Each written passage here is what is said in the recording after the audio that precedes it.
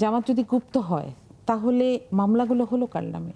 জামাত যদি গুপ্ত থাকতো, হ্যাঁ, যেটা আপনি বলতে পারেন যে এক এলাকায় মামলা হয়েছে আর এক এলাকায় গিয়ে লুকিয়েছিল, মানে বিশ্ববিদ্যালয়গুলিতে ছাত্র শিবিরের সভাপতিরা বের হয়ে এসে বলেছেন যে ওনারা, এটা অনেক জায়গায় আমরা জাহাঙ্গীরনগরেরও অনেক টিচার যাদেরকে, জি, মানে দলের সভাপতি, কারণ তাকে মেরে ফেলতো, সে কার্যক্রম চালিয়েছে তাকে। আপনি আবরারকে দেখেন, আওয়ামী লীগের লোকজন, ছাত্রলীগের লোকজন যদি এখন গুপ্ত হয়ে পড়ে, ওইটা আরেকটা ব্যাপার। তাদের এই জায়গাটার দায়িত্ব এখন তাদেরকে নিতে হবে, বা তাদের ব্যাপারে কি করা হবে এটা সরকার বা সংসদ সিদ্ধান্ত নেবে। কিন্তু যেখানে আপনি দেখেন আমার নিজের ক্যাম্পাসে আমার একটা ছোট ভাই আবরার, তাকে শুধু সন্দেহেই মেরে ফেলা হলো। সেখানে আরেকটা ছেলে যে শিবির করে সে তার পরিচয় দিবেন, এটা স্বাভাবিক।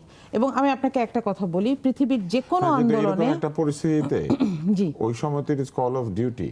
তো ওইরকম সময়ও যারা গুপ্ত ছিল তারা বের হয়ে সেই ছেলেটিকে বাঁচানোর চেষ্টা করলো না কেন? তারাও মেনে নিল যে তাকে প্রহার করা হচ্ছে। শিবিরের তো কেউ হলে থাকতো না, শিবিরের কাউকে হলে থাকতে দেওয়া হয়নি, সেটা অনেক আগে থেকে, 13 সাল থেকে।